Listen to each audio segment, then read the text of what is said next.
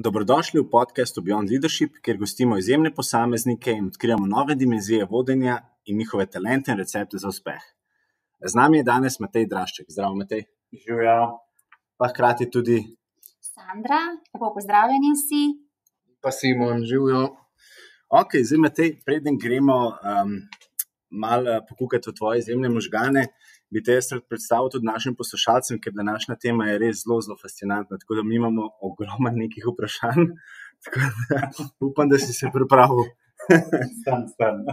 Ok, v glavnem peva malo čez tvoj CV oziroma kaj si počel, kaj počneš in pa nekaj tvojih izjemnih dosežkov.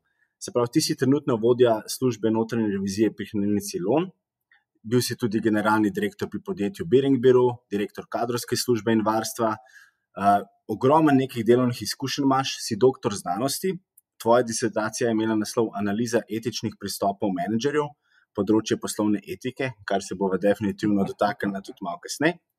Leta 2006 si prejel tudi univerzitetno Prešernovo nagrado, imaš ogromno certifikatov, CIA je eden izmed njih, ampak ne CIA kot ameriška, ampak Certified Internal Auditor, potem CRMA, CFSA, tudi ISO 9001, si predsednik Združenja notranjih revizorjev, avtor ogromnih znanstveno-strokovnih in pa poljudnih člankov in eden izmed tvojih zadnjih strokovnih člankov je bil tudi How to make a better ethical decision in unexpected moral dilemmas, ki je bil objavljen v European Financial Review.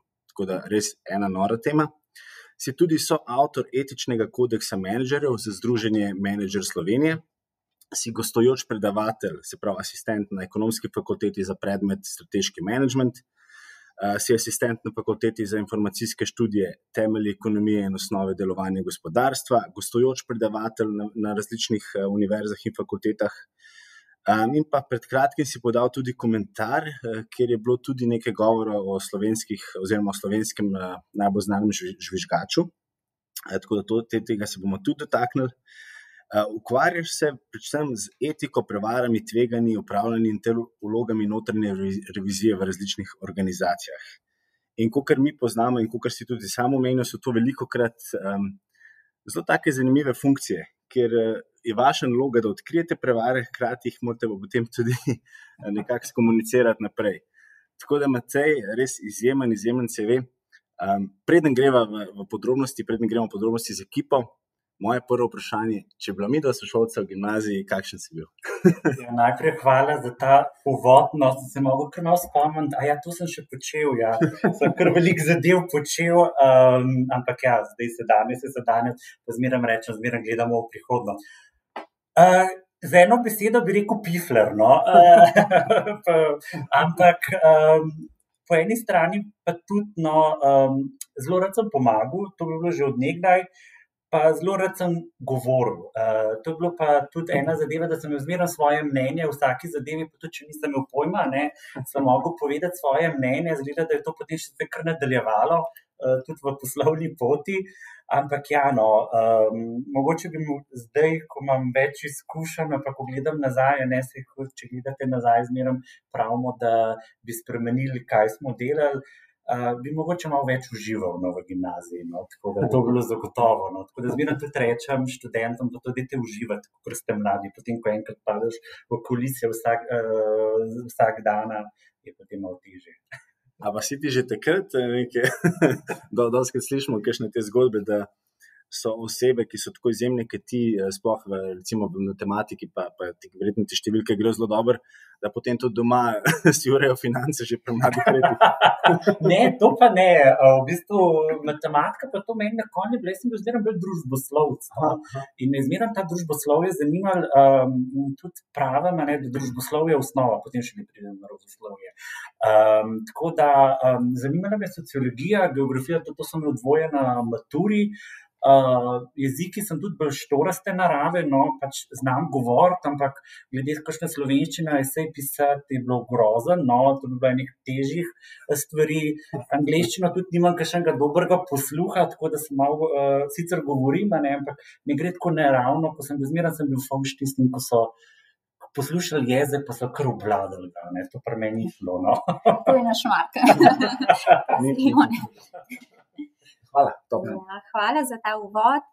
Matej, dobrodošel. Na začetku smo se pogovarjali, še v mojem času je bil ta piflar, to je bilo piflarka, je v času mojega študija, pa ko sem bila še v šoli, v osnovni šoli in potem kasneje negativno konotacijo. Ampak danes, če pogledamo čez toliko in toliko let, pa tukaj taka pisana druščina v uredniškem odboru Beyond Leadership in nekdaj, piflarke danes pa tako izjemni menedžeri, doktori znanosti, tako da tudi že v začetku sporočilo za naše študente, študentke, dijake, vse, da pa tudi biti piflar, biti zvest učenju, vodi potem v lep poklic, v lepe dimenzije na področju kariere. Matej, dobrodošel. Navezala bi se na izhodišče, na misli, ki jih je podal že Mark. Si doktor znanosti, doktoriral si na temo analize etičnih pristopov menedžerjev z področja poslovne etike, kot rečeno na Fakulteti za družbene vede. Pa me zanima, kaj je bila tvoja teza in katere so glavne implikacije za vodje, poslovno skupnost iz tvoje teze? Ja, hvala. Delal sem imel zelo dobre 2 mentorce, ki jih moram pohvaliti, ki sta zdržale, ker ta doktorat je trajal 10 let in sem ga vmes že 5-krat prekinil. Tako da Dano Mestner Randolšek pa Adriano Rejc-Buhovac sem imel zelo, tako malo različna vidika. Sta me zelo fajn zglancali, bom tako rekel. Zdaj, moja teza glavna je bila, sem se vrnil na začetek in sem preučeval, katere filozofske koncepte oziroma etične pristope kot teorijo uporabljajo menedžerji pri svojem odločanju. In sem predpostavljal, da glede na to, kakor pravimo, je, da je nekdo liberalen, pa da je nekdo bolj konzervativen, sem tudi mislil, da bojo pri odločanju uporabljali etične pristope, ki so med seboj različni in da bojo konstantno jih uporabljali. Kar se je zgodilo je, da je ta hipoteza padla. Nisem mogel nestrukturnega modela narediti nič, ker je bilo zelo zanimivo, da sem vse hipoteze zavrnil. Ker je bilo, sicer so mi tem rekli, da nobenem članku, nobeni reviji ne bo mogel objaviti, ker na splošno ne bi bolj tisto, kar potrjujemo, ne objavljali, je prišlo čestno in nekako smo potem zapeljali skozi, da dejansko so menedžerji pri tem pragmatisti, moralni pragmatizem je ven padel, ampak ni to v takem smislu, kot zdaj mislimo, zdaj pa to meni paše, pa bom to delal, ampak dejansko na razumu utemeljene koncepte oni uporabljajo glede na različne okoliščine, kar pomeni, da oni, ko se znajdejo pred etično dilemo, preučijo logično vse informacije, različne vidike in na podlagi tega potem aplicirajo določeno etično teorijo in sprejmejo odločitev. Ker mene je zanimalo, kako sprejemajo etične odločitve in neko, kar že vsi preiskujejo neetične. Sem se čisto na pozitivistično postavil in me zanimalo, kaj so dobre prakse, ne kaj so slabe prakse. Ja. Zdaj, glede, kar je pa potem prišlo seveda tudi malo ven za prakso, ker imamo tudi malo praktičnega vidika, dejansko je prišlo dvoje. Eno je, da to je bilo pa že druge raziskave, ko se je bilo, da menedžerjem bi zelo pomagali branje literature. Pa govorimo ne o literature strokovne, ampak leposlovja. Naprimer Antigona, Vojna in mir, vse te klasike, tudi sodobne, ker dejansko jim to omogoča, da krepijo svojo moralno sklepanje, svojo moralno občutljivost. In dejansko je bilo to ena zadeva, ena aplikacija, ki bi bila zanimiva za menedžerje. Ta druga zadeva, ki je pa bila, je bilo pa ta, da je treba se v etiki pogovarjati. In kokor se pogovarjamo, ko določeno investicijo sprejemamo, bi se mogli tudi v etiki, ko je pred določeno dilemo, se ne zapreti vase, pa sam premlevati, ampak se z drugim pogovoriti, ker drugi imajo mogoče drugačno mišljenje, drugačno videnje in to vse vstopa v proces odločanja, mišljenja menedžerja in tako se potem dobro odločitev sprejme. Tako da to sta bila ene dva, praktičnega, ker teorija menedžerja malo toliko ne zanima, dejansko to je bilo, ena iz praktičnega vidika, brat in to zmeraj spodbujam tudi študente in vse, berite, ker tako se boste širili svoj svet pa svoje obzorje. Odlično. Hvala, Matej. Hvala, Matej. Jaz bi najprej tudi rekel, da poznam bolečino padlega borca v obliki strukturnega modela, tako da približno vem, čez kaj si šel.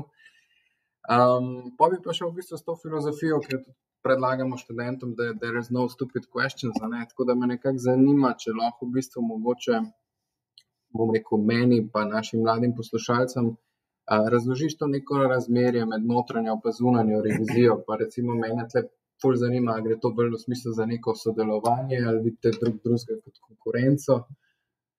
Ja, skratka, there is no stupid question in velikokrat notranji revizorji uporabljamo to Sokratovo metodo. No? Zakaj? Ne nekaj dela, zakaj? Aha, zakaj? Kje je to? Zakaj? Ne? In včasih potem mogoče izpadamo res kot neumni, ampak dejansko s tem, ko ti sprašuješ zakaj, človeka sprobavaš, ali dejansko razume, kaj on dela. Ne? Kje so kontrole, a razume celoten proces. In ko primerjamo notranjo pa zunanjo revizijo, dejansko največja razlika je ravno v tem, da zunanja revizija preučuje računovodske izkaze, kar pomeni, ali so računovodski izkazi, ki so predstavljeni za javnost, ali odražajo realno resnično stanje. Notranji revizorji se pa, in je to, bom rekel, kakor je zmeram, so te finančni kazalci zmeram bolj kot posledica. Mi gremo pa na vzrok, ne? In začnemo preučujemo, po domače povedano, preučujemo procese, preučujemo kontrole, preučujemo korporativno upravljanje, kako obvladujemo tveganje, IT tveganje, vse to. Dejansko mi pregledujemo, ali vse te kontrole delujejo tako, da bo organizacija, seveda z enim utemeljenim zagotovilom, kar absolutno ne moramo reči, dosegla svoje cilje. In to je ta bistvena razlika med zunanjo pa notranjo revizijo, da zunanja revizija se res osredotoča zelo na računovodske izkaze, čeprav zdaj se tudi čez dalje bolj tudi, bom rekel, na kontrole, ki vplivajo sicer na računovodske izkaze, medtem ko se pa mi osredotočamo na celotno obvladovanje tveganj notranjih kontrol in rekel management. Zato je zmeraj zelo za notranjega revizorja pomembno, da ima zelo dobro širino znanja, ker se zelo stvari prepletajo, pa da, kot sem rekel, da sprašuješ.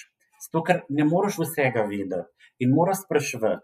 S tem se seveda notranji revizor uči in nekdo, ki ga revidiraš, in s tem potem nekako dobimo določeno zagotovila, ki jih damo menedžerjem.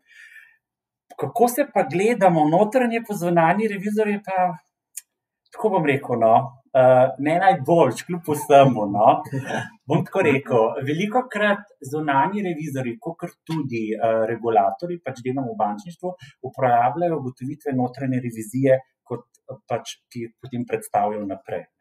Pač mi gremo res v drobovje gledati in je en zelo dober rekel, mislim, da je bil Richard Chambers, ko je predsednik združenja te notranjih revizorjev globala, da zunanja revizija je kakor drive-through poda, pomeni, da gre zagotovilo, da gre čas, mi gremo pa res v drobovje. In nekako na drugi strani pa zunanji revizorji reče, da naše metode pa niso tako specifične, matematične, mi nimamo take, bomo glede vzorčanja, pa vse to v tako drobovje, kot zunanji revizorji, da pa mi pa nismo toliko natančni. Tako da tukaj je zmeraj malo, praviloma, seveda v dobrih organizacijah, pa tudi mi se oboje trudimo, je pa res, da je sodelovanje, zato ker brez drugega ne moremo, ker na koncu je bistvo, da zagotovimo, da organizacija deluje in pa da deluje tudi pošteno. V primeru zunanjih revizorjev, da zunanja, da računovodske izkaze, da so mi pa, bom rekel, se na notranjo publiko osredotočimo. Tako da upam, da bo se notranja revizija, to tudi probamo na ekonomski fakulteti ponovno, da bi se malo uvedla, ker trenutno je sicer samo revizija, pa potem delček notranje revizije, ker gre za en res čudovit poklic, v katerem te ni nikoli dolg cajt. To moram reči. Danes, na primer, ko sem v bančništvu, sem bil na področju, sem glede tveganja, eno zelo čisto specializirano zadevo glede notranjega kapitala, potem sem delal glede moratorijev, potem sem šel na skladnost, potem sem šel na analiza tveganja, skratka, potem sem še malo IT-ja vmes še dubo, in dejansko pregleduješ vse, tako da kot smo se umili, če si malo piflerja, pa da če rad bereš, je potem to popoln poklic. Jaz sem se že nekaj naučil. V glavnem si rekel, da sodelujete, če bi bila pa gasilska veselica, bi pa verjetno sedeli na razen. Ja, po slovensko. Zdaj, za notranje revizorje ste velikokrat spregledani organizacijami, ne? In na splošno je znano, da notranji revizorji kot funkcijo, da vi odkrijete največ prevar. Ste tudi najbolj znani žvižgači. In ogromno tudi organizacij z notranjo revizijo so na dolgi rok uspešnejše, ste pa velikokrat tudi tarča povračilnih ukrepov. Tako da mene zanima, tvoja naloga je absolutno, da si transparenten, da opozoriš vnaprej, tako da moraš imeti zelo dobro razvito jasno komunikacijo in pa nekak ta konstruktivni feedback. Tako da, če se malo tega dotakneva, kako ti potem podaš neko tako informacijo, kako pride do tazga procesa, ker tukaj moraš biti verjetno zelo jasen, pa hkrati... Matej, boš čas nasmejan? Dilema. Jaz sem pričakovala enega strunskega, notranjega revizorja, ampak kako s takim srcem razlagaš to vsebino? Tako bom rekel, z izkušnjami se naučiš malo celofan zavijati, ne? In moraš biti tudi politično. Ne? Ta politične kompetence, da znaš povedati na pravi način pravim ljudem, je zelo pomemben. In ja, nasplošno, ko so delali tudi raziskave, naša, bom rekel, podobna stanovska organizacija preiskovalcev prevar ACFE dela vsakoletno glede prevar in ja, največ prevar se seveda odkrije z anonimnimi namigi, ne, pomeni, da nekdo pokliče in to je približno 70% je takih, ne, 50 se upravičujem. Na drugem mestu smo pa tako in mi, s 15 do 20% vseh prevar, to govorimo o svetu, odkrijo notranji revizorji, potem pa še ostali, ampak ti se vse pod 5%. Ne? In tudi najbolj znane, kot si že omenil, prevare, naprimer Enron, WorldCom, to, ko so bili notranji revizorji, tisti žvižgači, ki so na koncu šli naprej. In ja, nažalost, in to je tudi v Sloveniji, je veliko povračilnih ukrepov. V Sloveniji je še to hujš, ker se vsi med seboj poznamo in poznam primer notranje revizorke, druge, zdaj celo prve največje banke v Sloveniji, ki je bilo glede afere pranja denarja, se je znano, ki je opozarjala, izgubila službo in še zdaj ni dobila službe. Tako da glede tega se je seveda zelo težko, je pa res, da moraš vedeti, kako se lotiti tega. Zato, ker ko ti enkrat nekaj zabohaš, bom rekel, je zelo, zelo pazljivo potrebno, ker tukaj niso samo, bom rekel, da ti etično deluješ, vzad seveda še pravniki pridejo in zato veliko mi kot notranji revizorji seveda ne smemo samostojno delati preiskave prevar, ampak moramo imeti za te veščake, to so posebni preiskovalci prevar, predvsem zato, da se zaščitijo dokazi, da se pravilno postopa in to. Je pa res, da imamo mi kot notranji revizorji, ker je pa, bom rekel, zelo dober neposredni dostop do nadzornega sveta. In mi seveda v tem primeru po pameti lahko nadzorni svet obvestimo o tem in ga pač rečemo, da je tam nekaj narobe. V bančništvu je to še en korak naprej, da v primeru, ko mi obvestimo upravo in nadzorni svet in se nič ne zgodi, mi lahko to poročamo Banki Slovenije neposredno. In tukaj so seveda določeni orodja, s katerimi mi lahko zelo dobro to operiramo, je pa res, da najlepše notranje revizije je tam, kjer je vse v redu ali pa kjer so mogoče kakšne malenkosti. Takrat se vsi naučimo, smo dobre volje in to. Najhujše pa to, ko pride do tega, ko se res odkrije, pa razlikovati moramo med tem, ko je napaka, človeška napaka, ljudje smo zmotljivi, pa tam, kjer veš, da je nekaj namerno, se skriva in kjer je tudi više vodstvo. In tam je pa kar veliko težav potreba, zato jaz tudi rečem, da vse žvižgače zelo spoštujem in vsako prav, da to delajo žvižgači zaradi svojih, lastnih ambicij in to pač ne vejo življenjske zgodbe teh žvižgačev, ki so potem bili razkriti, ker večinoma se jih pa potem tako ali drugače razkrije. Hvala.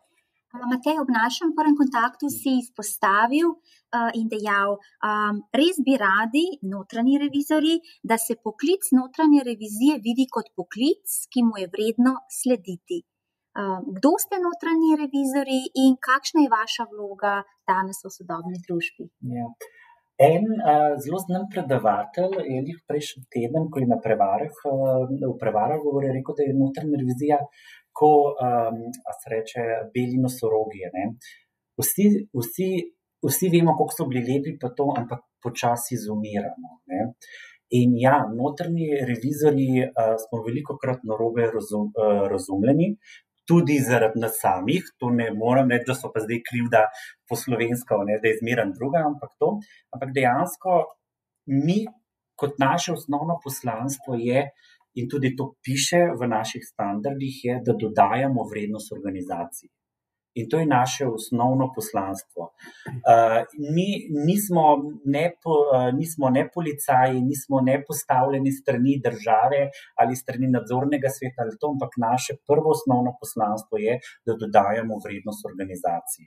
Seveda je pa to, kot veste, tukaj smo vsi strokovnjaki tudi za menedžment in organizacijo, da pa recepta, kako uspeti ali biti uspešen kot organizacija, je pa izredno težko. In da pač ni recepta, ki bi rekel, 20 kilogramov soli, pa tako pa to zamešali, ampak je dejansko veliko enih sestavin, ki treba, pa bom rekel tudi malo sreče, ne, da zato, da organizacija uspe. In mi smo zmeraj, in to zmeraj mi delamo, mi poskušamo vedno znova dodajati vrednost organizaciji, zato, da organizacija doseže svoje cilje. Mi zmeraj sledimo iz ciljev organizacije. Mi ne rečemo, da bo pa kar to. Ne, cilji organizacije so taki in taki in mi poskušamo s svojim delom zagotoviti, da bo organizacija te cilje dosegla. Zato, ko mi delamo notranjo revizijo, moramo poznati tudi dobre prakse. To ne pomeni samo zakonodaje, ampak dejansko, kaj delajo druge, kaj so dobre prakse. Zato rečem, da notranje revizije morajo brati in se spoznavati tudi z raziskavami in od slovenskih raziskav tujih, kaj je tisto, kar nekaj prenaša, zakaj se ljudje neetično obnašajo. Ne? Pač vemo, naprimer, da etični kodeks je veliko nima nobenega vpliva za to, da se organizacija etično ali neetično obnaša. In so bile raziskave na tem področju, ne, in je pač vse. Naprimer, tipičen primer je, ko se vsi norce delajo, ne, je Enron imel zelo dober etični kodeks, ko se je potem na eBayu prodajal za 1000 evrov, koliko je že bilo. Ne. In iz tega vidika je za notranjo revizijo zelo pomembno, da smo tudi malo profesionalno skeptični, kot vsi raziskovalci pa znanstveniki, ko nekaj raziskujemo, obenem imamo pa zmeraj dobrobit organizacije pred seboj in zmeraj mislimo, kako pomagati ali dodajati vrednost organizaciji. Super, hvala. Super. Te primeri, naprimer negativni Enron, Parmalat in tako naprej, a se ti zdi, da recimo globalno, da je to neko neetično ravnanje organizacij v porastu, naprimer, ne vem, v zadnjih letih, v zadnjem desetletju, pa mogoče, to je skrat vprašam, si opazil, kakšne, ne vem, kulturne razlike smo, naprimer, Slovenci bolj nagnjeni k neetičnemu ravnanju, kot, naprimer, neke zahodne kulture ali kaj podobnega? Tako bom rekel, če gledam čisto raziskovalno, pa pogledamo ta Edelman barometer, ko meri, bom rekel, stopnjo zaupanja, dejansko ne, smo slabši, padamo. Na vseh področjih, govorimo ali v biznisu ali v government, padamo. Tako da iz tega vidika bi zelo težko rekel, da smo kaj boljši. Zdaj, mogoče je tudi to, da mogoče več odkrijamo, kot smo v preteklosti zaradi socialnih medijev, tudi novinarjev in vse. Jaz mislim, da ne, da tudi raziskave, nekako sem jih bral, malo nakazujejo, da so pa mogoče nekatere družbe bolj naklonjene, recimo, prevaram. Naprimer, zanimiva raziskava je bila, ko so delali med razvitim svetom, da ena zelo močna sprejemljivka je, ki je več prevar, je tam, kjer je večje število odvetnikov oziroma pravnikov. Da je to ena taka pozitivna povezava, ko pač pravniki tako, mogoče zato je to v Sloveniji popularen poklic pravnika, ampak malo heca na stran. Tako da zelo težko, tudi ko se pogovarjam s kolegi iz drugih držav, predvsem iz Evropske unije, pa tudi iz ZDA, pa tako vsi imamo iste težave, vsi kot notranji revizorji se vsi borimo proti človeški naravi, to pa pomeni, da vse kontrole, ko smo leni, tudi, ne vem, jaz zmeraj rečem, vemo, da bi mogli vsi pravilno sedeti, pa tako, ampak če nas kdo ne opozarja, se zelo hitro skločimo in potem nasedimo pravilno. In notranji revizorji smo to, mi smo tisti, ki opozarjamo, dajte se po koncu držati. Ne? In zato to nismo, ampak na dolgi rok s tem pač poskušamo izboljšati organizacijo.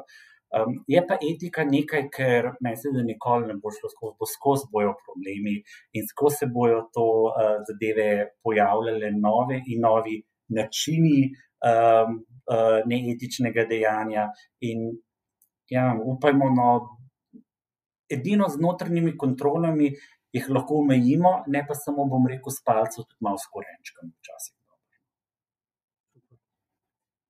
Kaj bi pa rekel, da je pa bil v tvoji karieri tak, ali pa v začetku kariere tak trenutek, kjer si pa ti rekel, jaz pa hočem biti notranji revizor, jaz pa hočem kariero iz tega narediti in me to veseli.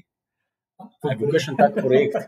Po prvič povedal, a sem se mogoče malo dolgočasal, nekaj sem iskal, kaj bi delal ali se še kaj dodatno izobraževal in me pa res zanimalo, polkan enih stvari me je zanimalo.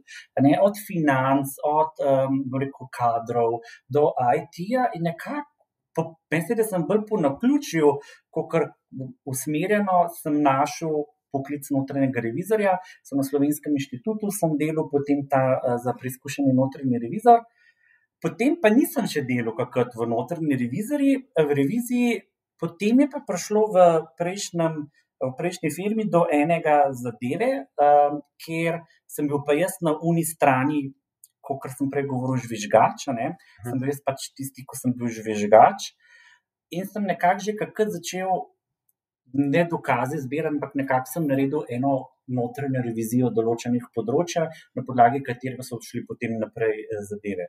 Potem se je pa pojavila priložnost v banki, ki mi je dala šošolka na inštitutu. In sem rekel, mogoče je pa čas za menjavo kariere in sem popolnoma kariero zamenjal. In sem šel vratni nos v notranjo revizijo na najbolj regulirano področje v bančništvu. Sem prišel in sem me vrgel not, zdaj pa začne. Bančništvo pa vemo, da je polhan ene regulative, ko meni sedi, da ni človeka na svetu, ko bi vse razumel, zakaj se gre. In sem tako začel in na začetku mi ni bilo všeč, ker je bil bolj način ko samo gledaš, kaj je narobe in dejansko sem imel princip, če ne najdem kakšnih pomanjkljivosti, pa napak ne delam dobro. In potem sem pogruntil, da ne, prvič so mi ljudje zaradi tega bolj sovražni, kot druga pa ni bistvo notranje revizije to, da jaz tam pamatujem pa to, ampak je bistvo, da pomagam ljudem in mojim sodelavcem. Nekako je potem prišlo par dobrih revizij, tako ko vidiš, tukaj pa sem celo nekaj dobrega naredil, celo nekaj se je spremenil, celo ljudje so rekli, tukaj pa je malo lažje zdaj, In kakrat je bil potem ko sem rekel, to je pa super poklic, je zelo zahteven, zato se zmeraj tudi, ko se kolegi med seboj v bankih pogovarjam, da je nenormalno velika fluktuacija med vodji notranje revizije, ampak poklic je fenomenalen, zahteven in če ima se kdo rad uči non-stop, je to popoln poklic. Tako ker profesorji, ko so non-stop, ko se učijo, ali pa svetovalci, se tudi notranji revizorji smo taki. Hvala. Matej, skozi tvoj pogovor se vidi, da res živiš svoj poklic in da si zelo, zelo navdušen in da res veseljem upravljaš tvoj poklic in ga tudi prenašaš naprej tudi med mlade in med študente na Ekonomski fakulteti Univerze v Ljubljani. Morda še preden gre na naslednje vprašanje, pa me res zanima tudi, Mark se dotaknil tega vprašanja, kako si prišel do tega poklica, pa me zanima, kako pa je danes, ker si tako izkušen, eden vodilnih notranjih revizorjev na svetu. Moramo tudi povedati našim poslušalcem, da si prejel prestižno nagrado za najbolje upravljeni izpit notranje revizije v svetu, torej ta lestvica Top 20, torej si v samem vrhu notranjih revizorjev na svetu, pa vendarle vemo, da živimo svoje koncepte. Recimo tudi sama, ko preučujem avtentično vodenje, priznam, ko vsak dan stopam v prostor, se srečujem z menedžerji, z vodji, študenti, pač razmišljam o tem konceptu in gledam pač dejansko pristransko na svet skozi oči mojih teorij, mojega raziskovalnega področja.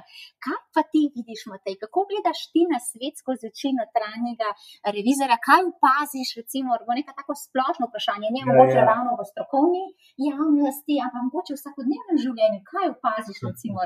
Aha, rekel si, da morda nekdo se ne drži po konci, ne? Zdaj se bomo vsi tukaj, ampak kaj opaziš, recimo? A opaziš morda, če ne vem, ne gre, ne recimo s kolesom prečka zebro, ker vemo, da bi se mogel ustaviti, ne, recimo, ali kaj so tiste stvari, ki jih opaziš ti kot notranji revizor v vsakodnevnem, pri nas mogoče, ali pa tako, kaj je tisto, kako gleda notranji revizor na svet? Ena zelo dobra prijateljica, ki je tudi notranji revizorka, je rekla, da boš že videl, kako bo začel tako razmišljati. Ja. In dejansko se najbolj vidi, ko začneš iskati nelogične povezave med izjavami, ko jih nekdo daje. In tukaj je, na primer, v osebnem življenju kakšen partner, ali pa to si skozi malo sumljiv, a ne, aha, to je pa, kakrat je pa to rekel, ampak tam je pa to rekel, zakaj je bilo pa to, aha, dokaz je pa tam bil, aha, na tismu ni bilo tako napisano in potem začneš kar malo včasih, pa ni tako, ne, malo paranoičen, ampak ta skepticizem, ne, postane kar tako malo bolj. In moja mama je tudi rekla, ne, ko zmeram, kakrat pa to rekla, pa reče, pa ti revideri tam v službi mene pa pusti na miru, ne. In dejansko je to ko začneš malo povezovati zadeve, ali pa, aha, to bi bilo pa mogoče malo boljše narediti, ne, če nekaj ne delamo, kako bi nekaj naredili, kakšno kontrolo dali, da pa to delamo, ne. In, ne vem, pač moramo si pa narediti seveda, da smo na komod, zato ker, ko jaz to pravim kontrola, ki ni na komod, ljudje bojo zelo hitro preskočili. Ja. Tako da to je nažalost. Ko greš na kavo s prijatelji, ali ko opazuješ in nekako analiziraš stavke, ali si sledijo, ali si ne, ali so si kontradiktorni, zanimivo. No, zdaj pa moje vprašanje, ne? Na katere vsebine, Matej, pa opozarjaš strokovno javnost na tvojih predavanjih v luči opravljanja posla notranje revizije? A ne, poleg tega, da tudi na kavi opaziš, kaj lahko gre narobe ali ne, na kaj pa opozarjaš recimo v tvojih aktualnih strokovnih znanstvenih člankih, recimo strokovno javnost, recimo o področju notranje revizije? Jaz pa pač ena dva področja, ko rečem, sem kar dober, no, eno je etika in predvsem pri etiki hočem pokazati, da določene zadeve, ki jih imamo kot samoumevne, naprimer tudi kot notranji revizorji, ko preučujemo tudi etično kulturo oziroma notranje upravljanje, pogledam, aha, organizacija etični kodeks, ok. In potem mislim, aha, zaradi tega bo pa mogoče tveganje malo manjše, ne. In jaz pravim ne.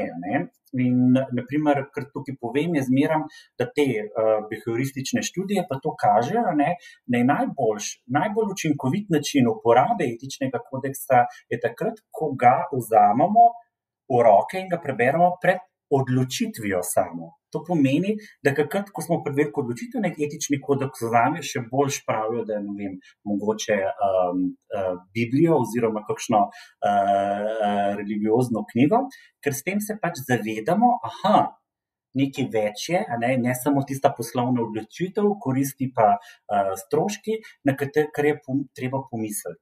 Tako da jaz poskušam na teh predavanjih po svetu opozoriti, da zadeve, ki so mogoče na prvi trenutek neko logične pa samoumevne, da dejansko, ko jih gremo raziskati, niso popolnoma resnične. Tako da na ta način poskušam jih malo provocirati, zato da razmišljamo. Zato, ker kot notranji revizor moramo zmeraj razmišljati in zmeraj iskati načine, kako ljudi mogoče nezavedno prisiliti, da delajo tako, da bo prav, oziroma v skladu z zakonodajo ali etičnimi načeli, po drugi strani pa mogoče tega niti ne vejo. In to je mogoče najboljši način. Tako da poskušam pač na teh predavanjih, ko jih imamo na te zadeve, opozarjati glede etike, glede strategije, oziroma strateških tveganj, pa nekako smo razvili metodologijo, kako revidirati, notranje revidirati strategijo podjetja. Zato, ker vi morate vedeti, da mi ne smemo posegati v odločitve vodstva. To pomeni, da oni rečejo, bomo imeli pa 5% rast, ne, morate imeti pa 7%. To ni naša naloga, mi ne smemo posegati v to. Ampak dejansko nekako pa proces strategije, to pa lahko mi revidiramo. In nekako so to dva področja, ko tudi z kolegi iz ekonomske fakultete, z Darjano Rejc, sodelujemo na tem področju in nekako probamo potem narediti, naprimer z Mihajem Škrlavajem, kako revidirati inovativnost. Tako da poskušamo pač ene različne koncepte, mi je zelo zanimivo združevati različne koncepte, ko na prvi pogled mogoče niso tako podobne, pa potem, ko greš pa pogledat, pa najdeš eno točko, je pa zelo zanimiv rezultat. Področje res zelo bogato in polno priložnosti za raziskovanje. Super. Prej si v bistvu omenil, kako v bistvu je razgiban dan notranjega revizorja v bančništvu od moratorija do še česa drugega. Pa me zanima mogoče čisto malenkost bolj plastično za naše poslušalce, kako pa potem izgleda tvoj običajen dan notranjega revizorja, pa imaš mogoče kakšne posebne rutine, navade? Ja, tako bom rekel, navaden dan je zelo redko, no, ampak praviloma je tako, da pač notranja revizija ima 3 ključne faze. Ne. Eno je, da najprej načrtujemo, po domače povedano, tam mi vse naštudiramo, vse pravilnike, zakonodaje in vidimo, kaj bomo delali. Ne. Potem dejansko druga faza je potem, ko se bolj vključimo v samo dogajanje, kako se vse to izvaja in preverjamo, ali se ljudje držijo, ali delajo kontrole, vse to. Potem pa še napišemo poročilo na koncu, ki ga potem predstavimo. To ne bi bil normalen dan, a ne kako bi, večinoma, da potem testiraš in imaš različne metode, kakor pri raziskovanju, imaš opazovanje, intervjuje, test kontrol, statistične analize, pač delaš to. Zdaj, jaz kot vodja imam pa še potem še en del, ko je še malo usklajevanja z vodji, je pa tudi res, da notranji revizorji imamo 2 osnovne funkcije, ne? Eno je ta revizija, ko se vi predstavljajo, drugo je pa tudi svetovanje. Mi tudi lahko svetujemo. In v svetu trenutno sta 2 šole, bom tako rekel, ki je ena, ki zelo zagovarja, da je ta tradicionalna vloga notranje revizije, to, kar si vsi predstavljamo kot policaja, drugi je pa tudi ta svetovanje. Ker kot notranji revizor imamo pa zagotovo ene najboljših pregledov na celotno organizacijo, ker bolj, ko ne vemo točno, kje so kakšni problemi, kako organizacija deluje. Tako da pri meni je, ker smo majhna organizacija, ki pa sem v banka, me zelo veliko pride ljudje za neformalne nasvete. Kaj pa to? In potem je zelo velikokrat imam kot sem povedal, različne zadeve in se učim non-stop. Vsakič znova nekaj odkrivam, vsak dan, vsaj nekaj, to se moram pa zapomniti za naslednjič. Tako da plastičen, tako rekel, za notranjega revizija, pa bom rekel začetnika, je pa tako, da je zelo študiozno, študiraš, sprašuješ, veliko z ljudmi delaš. In to je pomembna zelo psihologija, da znaš spraševati vprašanja, ne, da ne greš kar direktno, če zavohaš nekaj, da nekaj ni v redu, ne, da kar direktno vprašaš, ampak da začneš okrog spraševati, ne, da potem isto vprašanje daš na različne načine, ne, in tako naprej. Tako da to je vse to, je veliko psihologije tudi vključene. Tako da zato je mogoče tudi zanimivo. Velik poudarek na zanesljivosti pa veljavnosti merjenja, ne? Ja, tako je, čisto znanstveno, ja. Mogoče pa nekaj, tudi v bistvu tudi na neko mero psihologije, bi bil tudi v bistvu odličen igralec pokra.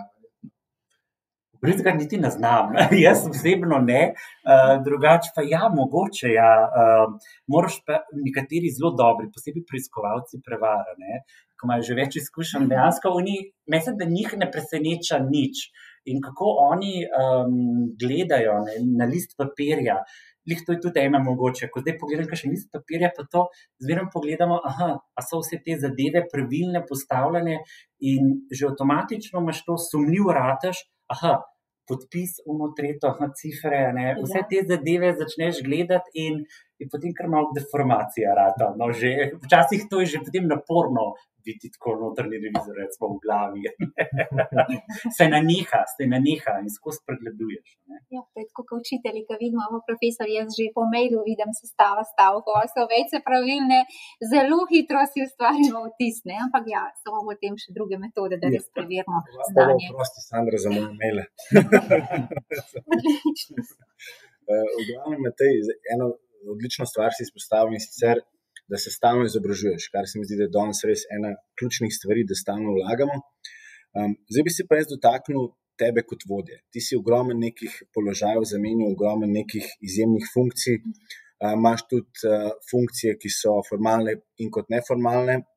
Pa me zanima, kako se pa tvoj slog vodenja spremenil tekom tvoje kariere, ko si začenil kariero, pa zdaj, ko si vodja službe, ko si predsednik Združenja notranjih revizorjev, ko si vodja službe notranje revizije pri Hranilnici Lom, ki imaš ogromen nekih funkcij. Kako bi rekel, da se je tvoj stil spremenil?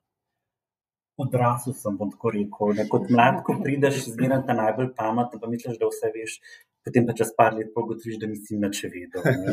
In to je res, vsi pravijo, ne? Ampak dejansko moraš zaživeti to, pa doživeti, da sploh to rečeš. Pri meni je ta prva ključna zadeva je transparentnost. To mi je zmeraj tudi pravim, če bi bili vsi transparentno delali, bi bilo manj neetičnih dejanj, boljše bi razumeli pa vse. Tako da transparenten, jaz sem zmeraj zelo, zelo transparenten do ljudi, s katerimi delam, kaj se od njih pričakuje, in podam cilj, in potem ga oni zasledujejo in ga naredijo. In nisem mikromenedžerov na kol, ker zmeraj rečem, ljudje so očetje, bratje, vse imajo vloge, mame, in če znajo to obvladovati doma, pa vse, potem bojo pa sigurno eno nalogo naredili in pač nismo v vrtu, da moramo pa skozi spremljati. Tako da zagotovo je to ena zadeva, ta druga zadeva je pa ta, ko remese, da je zgud to gorej, tako pa zmeraj uporabljam, ko ekipa nekaj dobrega naredi, poglej čez okno, ko pa kaj slabo se pa poglej v gledalo. In imam zmeraj to in mojo ekipo boš, da jo ne kritiziraš. Kako sem, bom rekel, mama Levinja, bom zelo tako, ne. Znotraj se bomo že pogovorili, ampak navzven sem pa zelo zaščitniški, če naredimo napako, seveda rečem, je napaka, ni problema, ker se vsi motimo, če delaš se motimo, tukaj jaz nimam nobenih težav in to tudi glede transparentnosti. Ja, naredili smo napako, kaj je. Če nekaj ugotovimo, da je nekaj fajn narobe, to pomeni, da so tudi kakšne dosti velike posledice. Ja, je bila napaka, zdaj hitro rešiti, da ne zgubljamo še naprej denarja. Tako da mi je, tako bom rekel, ja, transparentnost, pa da zagovarjaš ljudi, pa da jim daš možnost razvoja, to se mi zdi po odgovornosti. Ker pa pustimo zdaj raziskave, no, ne vem, a ljudje, ok, vse so kakšne izjeme, da imajo radi, da so pod kontrolo, pa to, ampak na splošno pravim, da ljudje imajo radi, da delajo. Ne. Je pa res, da včasih je pa delo malo dolgočasen, pa to in potem je pa ta motivacija pride, ne, ko je monotono delo in vse to. In tukaj kakrat je pa treba mogoče malo vekslati, pa malo premešati ljudi, pa to in se mi zdi zelo zanimivo, to, da ljudje se potem kaj tudi novega naučijo. Dobro, hvala. Se vidi, da si tudi izjemen pedagog, ker res žarom tudi nam razlagaš ne le poklic notranjega revizorja, ampak širše tudi pomena etike v vodenju. Matej, ti si tudi, če se dotaknem še malo študija, moramo povedati našim poslušalcem, da si prejemnik najprestižnejše nagrade za študijske dosežke v Republiki Sloveniji, sicer to, da si prejel še v času študija, takrat univerzitetno Prešernovo nagrado in seveda potem vse do doktorata in vseh dosežkov, ki jih je res izjemno in jih bomo danes še omenili. Pa ker nas poslušajo tudi študentje, kako do takšnih prestižnih nagrad. Pohecali smo se na začetku, pa tudi malo v resnici smo rekli, da smo vsi nekako piflari, bom rekla, da tudi za poklic učitelja, profesora je to en tak, bom rekla, pozitiven pogled, skozi beremo, predani smo temu in to je v naših srcih. Kaj bi še svetoval mladim študentom, pa tudi vsem, ki so na poti učenja, kako je bila ta tvoja pot do te univerzitetne Prešernove nagrade, ki je res prestižna nagrada, in pa tudi katere veščine, sposobnosti sposobnosti mora imeti mlad človek, študent, ki želi postati vodja na takem delovnem položaju, torej področju notranje revizije. Lahko mogoče povežeš. Tako bom rekel, prvo, ko zmeraj rečem, deli nekaj, kar te zanima, pa veseli. To je prva tema in to tudi študentom, zdaj, ko jih učim, ko imamo pa strateški menedžment, izberite organizacijo, pa ni nujno podjetje, ki vas veseli, ki je v panogi, ki vas veseli, ker tako boste lažje delali. In tako sem jaz pač, pa niti še sam ne vem, kako prišel na ta družbeno odgovornost pa etiko. In potem pa zmeraj rečem, mentorca je bila že tudi Adriana Rejc, in jo moram njo pohvaliti. In tudi to je njena zasluga bila za mojo diplomsko nalogo. In mentorji so velikokrat mogoče malo pozabimo na njih, pa na profesorje, pa to, ampak so ključnega pomena, ker oni te spodbujajo, ko gre vse narobe, oni te tudi usmerjajo. In se zmeraj zdaj Adriani rečem, prvič, ko sem poslal prvi osnutek moje diplomske, prišla nazaj vsa rdeča in še zdaj imam težave, 15 let potem track changes, še zdaj ne moram tega gledati, moram dati vse sprejmi, da sploh lahko berem. In da smeš vzeti, kar mi pa pri znanosti mogoče najbolj všeč, kritiko ne smeš vzeti kot osebno. Ampak, naprimer, ko so članki, pa to, ko dajes, ko dobiš nazaj od recenzentov odgovor, mi je to bilo zmeraj tako fascinantno. Povejo ti, kaj je narobe objektivno, in to ni nič, to je normalen del študija in to mogoče študentom tudi ne vzeti, če vas mentor da veliko pripomb, to vas pomeni samo to, da vas ima rad in da hoče dobro za vas. In ne zato, da vas kritizira, da v tem uživa. Kako lepo. In to je zame trenutno najbolj pomembno, pa včasih pozabim na to tudi jaz, ampak pa brati si želi pa različne zadeve. In to je to. Poudarila bi rada, da si, tako kot je že Mark povedal, avtor več kot 50 znanstvenih, strokovnih in poljudnih člankov z raziskovalnega področja etike, etičnega vodenja. Pa me zanima, kateri koncepti so zdaj bolj konkretno aktualni v mednarodno najvišje rangiranih SSCI člankih z področja tvojega raziskovalnega področja, torej etike, etičnega vodenja, notranje revizije, pa tudi katere metodologije so v spredju teh raziskav, so še vedno strukturni modeli, so moderacijske regresije, glede na to, da si dober poznavalec, ker imamo pa tudi veliko doktorskih poslušalcev, bralcev, mogoče kakšen namig na tem področju, kakšni so trendi, kot pri vodenju, moderacijske regresije, strukturni modeli, ali je na tem področju kaj drugače? Kar isto, kar me zelo moti. Kar povem, jaz kar ponovadi povem, ker me moti zaradi tega, ker občutek imam, da njih družboslovje, razliko od naravoslovja, bi se lahko kar dosti od, bom rekel, teh kvantitativnih metod v kvalitativne dal. In tudi v poslovni etiki, naprimer, zelo premalo delamo na kvalitativnih metodah, opazovanjih, intervjujih in to. In to, naprimer, zelo, zelo pogrešam tudi pri preučevanju etike, ki je pa še zmeraj še bolj pomembno, zato ker pri etiki je pa ta, bom rekel, ta bias, kaj rečemo, pa kaj naredimo, je še toliko bolj pomembno. In seveda to je pa možno bolj, ko ne samo z kvantitativnimi, ne to kvalitativnimi metodami. Sicer so kakšne te možnosti, ko je bilo, kako se zmanjšuje ta social desirable bias, ampak kljub vsemu, ljudje smo, pa posebej, če menedžerji točno vejo, kaj je pravilen odgovor in kaj ne. Tako da na tem področju to še zmeraj je v spredju, zakaj ljudje se neetično obnašajo, gre čezdalje bolj v podrobnosti, v določenih poklicih, na določenih mestih in vse to.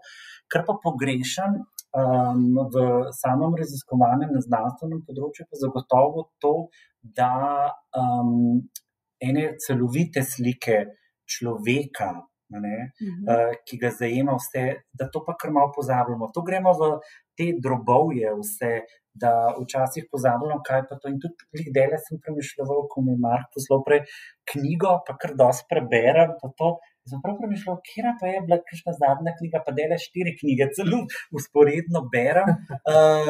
Nekako, kera pa je bila tista knjiga, ki je bila tako. In potem se zmeraj vračam čisto nazaj, še te starejše knjige, ko so bile zakaj, ne vem, Good to Great, Build to Last, tudi rekel In Search of Excellence in vse to so bile že 30-40 let stare knjige, ki so še zmeraj toliko zanimive, ko so dale ene celovite slike. Zdaj gre pa tako eno čistko v samo drobovje, ki gre sicer mogoče iz strani znanosti zanimivo, ampak ene celovitosti pa nima. Tako da, ja, zelo podoben je v etiki, poslovni etiki še zmeraj ta zelo, rekel, ja, matematično-statistična struja prevladujoča. Še nekaj bi rada vprašala, morda lahko osvetliš ali pa če imaš kakšno raziskavo v povezavi z etičnim odločanjem pa stili vodenja. Recimo sama se spominjam ene izmed znanstvenih raziskav, ki je osvetljevala etično odločanje kot odvisno spremenljivko in sicer glede na različne stile vodenja oziroma tipe vodij.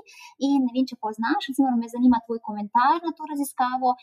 Zaključki raziskave so bili sledeči, da na primer jutranji tip vodje, jutranji tip menedžerja bo bolj neetično odločal, če bo prisiljen pač se odločati v večernih urah. In obratno, da če je menedžer ali vodja bolj večerni tip, ga bo recimo nek trenutek, če bo mogel zjutraj odločati, pa skleniti neko odločitev, se bo zgodilo, da bo v jutranjih odločitev prišlo bolj do neetičnih odločitev. Ali komentar, recimo? Ja, lahko.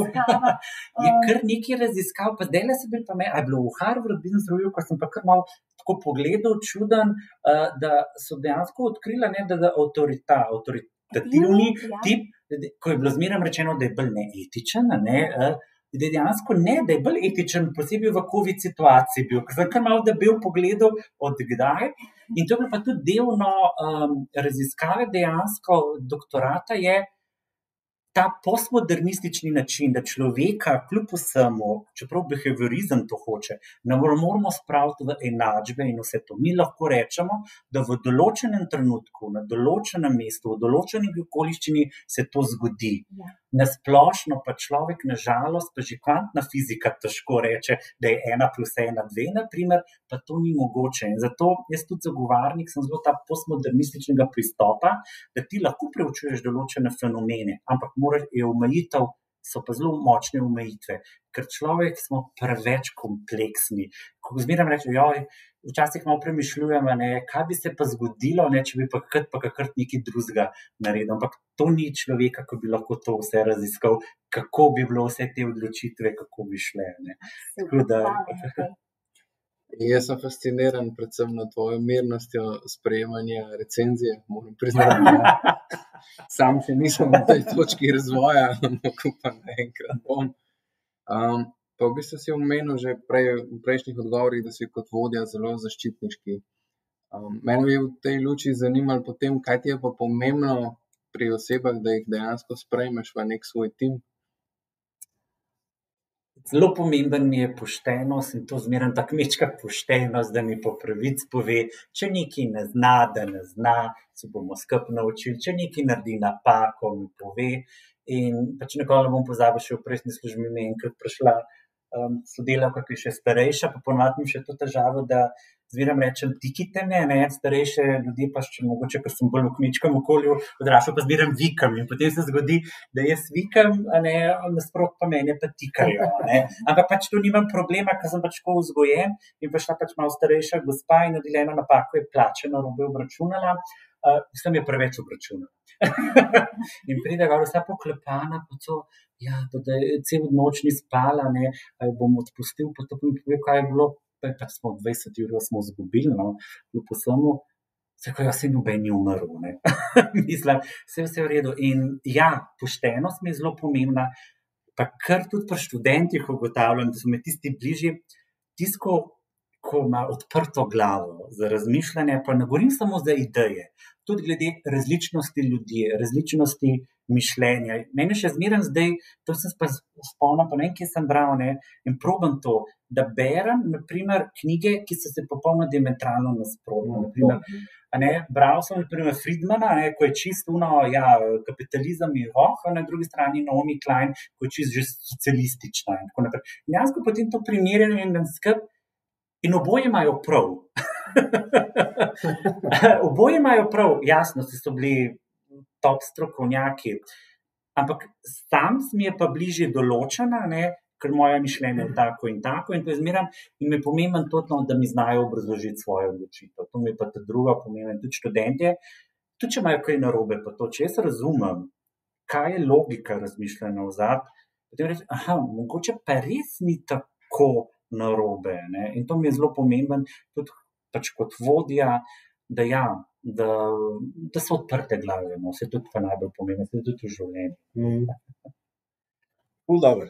Deva se malo, Matej, še dotakniti inovacij pa razvoja. Jaz prihajam iz tega področja in me zanima, koliko si ti dejansko lahko inovativen pri notranji reviziji, glede na to, da imate verjetno ustoljene procese, da je ogromno nekih predpisov, koliko si lahko tukaj inovativen?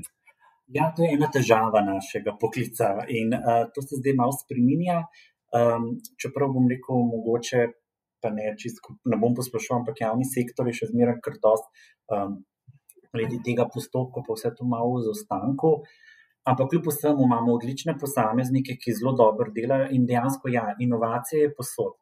Ali gledaš druga področja, druge pristopi, in ravno to, z raziskavami, ki jih delajo strokovnjaki slovenski in tuji, ti dejansko lahko odkriješ nekaj, kar nikoli nisem ti pomislil in potem to poskušaš dati v svoje koncepte. Seveda, mi zmeraj smo mogoče tisti, ker je pa zmeraj težava, mi moramo, ko se določena inovacija dela, na koncu tudi revidirati, da je bil proces tako narejen in tukaj pa jaz zmeraj pravim, moramo imeti pa tudi, da vidimo gosti, drevesa, ker včasih se veliko krat vsi zelo osredotočamo samo na določene drevesa in rečemo, tam pa ni vejce, čeprav mogoče v globalu pa ta vejca ni tako pomembna. Tako da je pa malo težave to inovacija, pa notranja revizija, tako kot vsako človeku, ko rečem, ni čisto jasen, ampak predvsem pri metodi in odkrivanje novih zadev in seveda dajanje predlogov za izboljšave. Tukaj je pa zelo pomemben, ker notranji revizorji, naprimer od razliko zunanje, mi ne smemo reči, da je to pa to narobe, ampak mi moramo z analizami odkriti temeljni razlog in na podlagi temeljnega razloga reči, to bi bilo pa smiselno narediti. Ne pa, da je tam nekaj narobe, to se pa ne dela, popravite, ne. To je brez veze, to vsak zna narediti. Mi moramo razlog odkriti. Hvala. Matej, v mednarodnem članku, ki je v procesu objave, ki ga je omenil že Mark, za revijo The European Financial Review, v letošnjem letu bo objavljen članek, informiraš o tem, kako naj vodje prispevajo k boljšim etičnim odločitvam v situacijah nepričakovanih moralnih dilem. Ali lahko osvetliš, kaj so to nepričakovane moralne dileme, pa tudi za naše poslušalce to distinkcijo med moralnimi dilemami pa etičnimi dilemami? Tako da, ta članek je bil sicer narejen na podlagi mojega doktorata tudi in sem, tako bom rekel, najprej sem hotel pokazati, da že, kakor v vsaki teoriji, tudi filozofi si niso enotni, kaj je etično dejanje in kaj ne.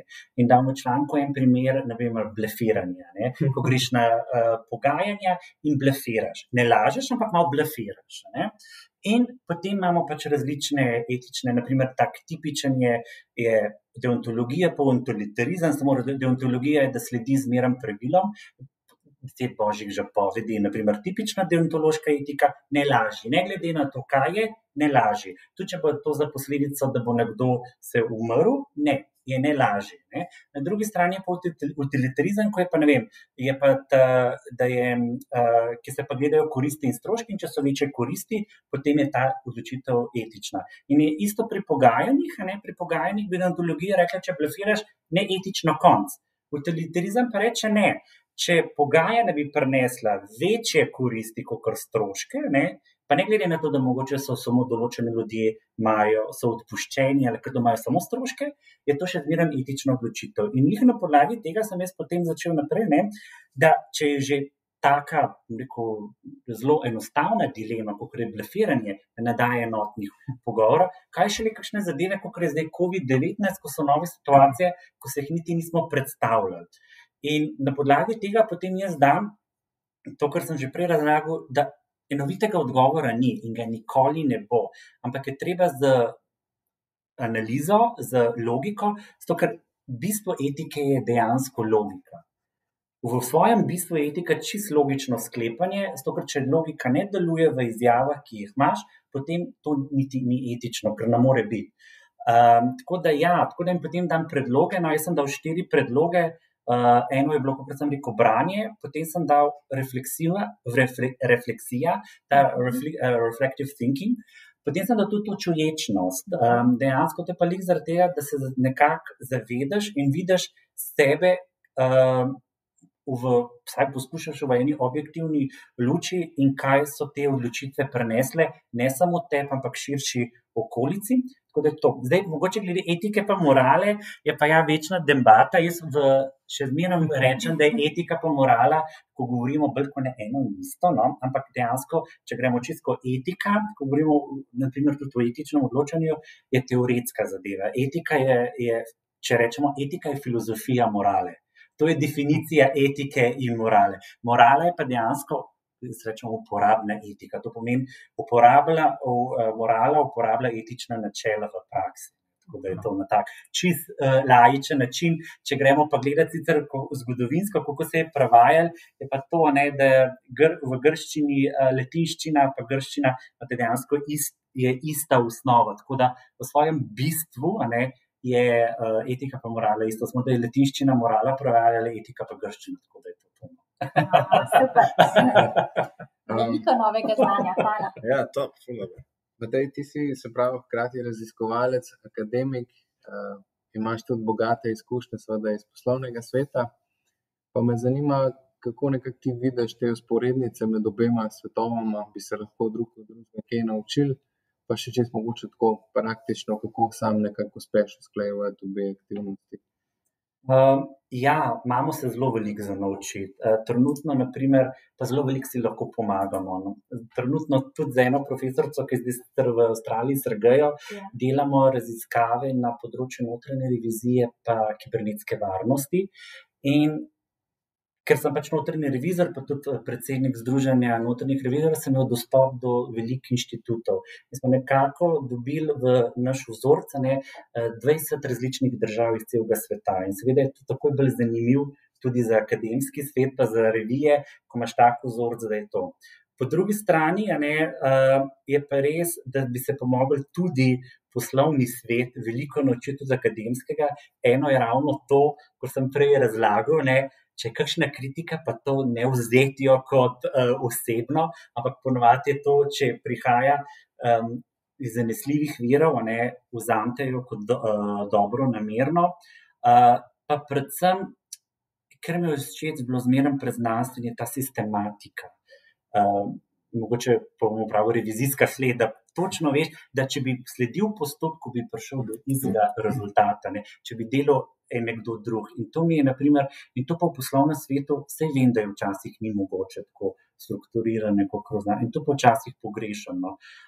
In seveda potem pa to, kar je tudi znanstveni svet oziroma raziskovanje, odkrivanje novega. To včasih, in to je povezano tudi z inovativnostjo, to včasih nam malo manjka, ker smo toliko v vsakdanjih problemih, pa da operativa teče, pa da vse, da mogoče pozabimo na to malo širšo sliko. Kako bi pa rekel, glede na to, da na tvoje opise dela notranjega revizorja, ker je kar nekaj dnevnih, tedenskih izzivov, kako pa ti poskrbiš za stres? Kaj so pa tvoji recepti? Ne bom drugim govoril, ko še sam ne vem. Ne, poskušam, zelo rad berem in še zmeraj mi je zelo dober zadeva proti stresu, to moram res priznati. Da mi je nekako branje, se kar potopiš v drugi svet in potem tam malo premišljuješ in je takoj boljše, ne malo pozabiš na svoje probleme. To drugo je tudi, no, da v hribe rad hodim, no, nekako mi tam, tako se počutiš zelo majhnega, ko vidiš, ne vem, vse te gore vzad, pa vidiš samega sebe tako, no, se mogoče pa nisi tako pomemben v globalu stvari, ne, pa mogoče tudi problemi niso tako pomembni, kot je. Pa zdaj imam 2 nečakinji, no, in ja, on 2 sta mi pa tudi, ja, sta mi tako, rekel, sicer me vzamete zmeraj bolj kot igračo, ne kot človeka, ne včasih, ne, ampak ja, to mi je pa res, ko pozabiš na vse, ne, pa to tretirajo te kot enakega in je to tako, da mi to mi je sigurno, tako da te 3 zadeve bi rekel. Dobro, hvala. Matej, kaj si na profesionalnem področju želiš še doseči, za katere cilje, bom rekla, se še zavzemaš, pa kaj si želiš doseči? Trenutno, pa bom tako rekel, jaz imam zelo ponovadi kratkoročne cilje, ko vsako me vpraša, ki se vidiš čez 5 let, rečem, ne vem, resno ne vem, ker je toliko enih spremljiv pa vse zadev, da res težko rečem, ki se pa vidim. Trenutno imam, bi rekel tako, v poslovnem, če gremo čisto na tale poslovni svet, no, imam zagotovo, da še naprej probam promocijo notranje revizije, tudi v Sloveniji navdušiti mogoče tudi malo več mladih. V službi še zmeraj pač delati, da pomagam organizaciji, ki se sooča z svojimi izzivi, postati še boljša. Na raziskovalnem trenutno z mojima mentorcama upamo, no, da bomo začeli pisati monografijo o etiki, lih na moralnem pragmatizmu, no, tako da bi bilo na ta način, tako da na zasebnem bom pa rekel, da se malo več začnem špeti šport, pa to pa upam, da bo čim prej te krize, no, COVID-a konca, ne, in da se bomo lahko spet nazaj socializirali, hvala, zelo dobra beseda, socializirali, da bomo pustili tisto, kar je bilo slabo vzad, ne, nekaj v tisti old reality, v new reality bo pa vse boljše. Super, Matej, super. Super. Zdaj, če se mogoče še malo na te, bomo rekli, lahkotnejše teme obrnemo, recimo spet, kjer si tako zelo zanimiv gost, pa me zanima za nekoga, ki je notranji revizor, kaj pa potem recimo ena tvoja najljubših aplikacij? Da sem pa lih premišljal, pa danes, glede tega sem pa ful jaz tako zelo tehnično ne preveč dober, no, jaz sem prav premišljal po telefonu, sem šel gledati, kje so aplikacije in potem razen une, ko jih vsi upravljali, kaj pa je bilo. Dejansko mi je bila zelo všeč, naprimer, ampak je bil to bolj podcast, ni bila niti aplikacija, ne vem, od Harvard Business School je bila, kaj je bil že, ko so bili 3 profesori, pa se dele ne moram spomnim, bila zmeraj, ko so bili tako zabavni, pa na tak malo drugačen, after hours, točno. Na tak malo drugačen način se zmeraj tako nasmejal, pa zmeraj, ko sem za službo peljal v četrtek, zjutraj sem to poslušal, naprimer. Tako da nekako na tale bi rekel, no. Drugače je pa zelo dobra, naprimer aplikacija, mi je pa Curio.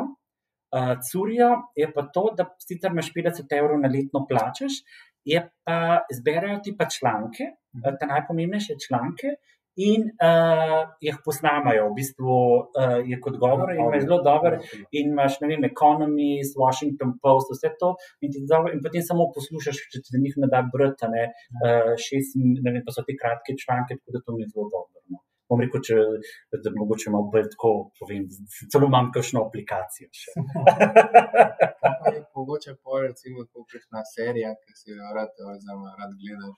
To sem pa čist klasik, mogoče tukaj boste videli ti prijatelji, to pač vse te klasične, ta star 90-ta pa začetek prejšnjega desetletja, tisto mi je bilo samo najboljše. No, te to novejše mi nekako ne gre tudi tam, rekel, ko sem malo gledal tele Game of Thrones, pa to nekaj minino, pač ja, glede tega sem pa malo tradicionalen. Matej, a imaš še kakšno najljubšo znanstveno podatkovno bazo, ali imaš po naključju iščeš, ali tu recimo Science Direct, ali ProQuest, ali Web of Science. Da, ta e-bosk hosta, kaj je že.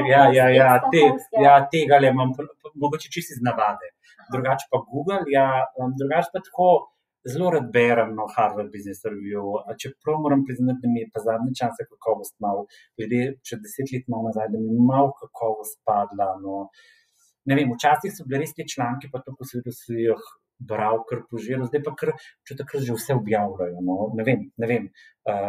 Posebej ta digital edition je zares vse, pa bolj je taka ratala, je bolj ta new age, ne? Kako pomagati, pa to ni pa več te povezave strokovnosti pa znanstvenosti. Super, zdaj pa eno izmed glavnih vprašanj, ki počasi zaključujemo našo epizodo. Ogromno naših poslušalcev je študentov, ogromno je tudi direktorjev, predsednikov uprav, že skoraj 2000 nas je v naši mali skupnosti. Tako da, kaj bi bili pa tvoji 3 nauki za naše poslušalce? To sem tudi malo premišljal, hvala, da me poslal. Eno je, bodi pošten, vedno, to zmeraj rečem, to je ta najbolj pomembna zadeva, ki je. Ta druga zadeva je, zabavi se. Velikokrat smo malo preveč resni, pa vse resno jemljamo pa to in pozabljamo, da smeh je pol zdravja in da zabava je tudi to. Ta tretja zadeva, ki pa je pa mogoče ni tako, je pa imejte en krog ljudi, ki so vam blizu, pa jih kar vprašajte za nasvete. Jaz sem za ene 3-4 ljudi okrog sebe iz različnih področij starosti od 30 do 70 let, ne, in ko je kakšna pomembna odločitev, jih njih vprašam in ja, to je tudi Tako da, jaz bi rekel, čeprav najbolj pomembno je, bodi pošten, vsem, kar delaš, na koncu se bo vse zvedel, pa na koncu je mogoče biti najbolj pomembno to, da si človek. Ful dobro. Zdaj, z nami je bil inovator na področju notranje revizije, avtor, predavatelj, predsednik Združenja notranjih revizorjev, vodja službe notranje revizije pri Hmelnici Ilon in še ogromno nekih položajev in nazivov imaš. Tako da, doktor Matej Drašček, jaz bi ti še enkrat čestitil in hvala, ker si delil z nami svoje poglede, znanje in izkušnje. Tako si, Matej, in še naprej združuj gospodarsko stroko z znanostjo, ker ti gre odlično. Hvala res za povabilo. Čestitam za vaš podcast, je izredno dober, izredno zanimiv in kar mi najbolj povezuje različne tematike v eno zelo sproščeno debato, da se zraven tudi zabavate. Hvala. Hvala. Hvala.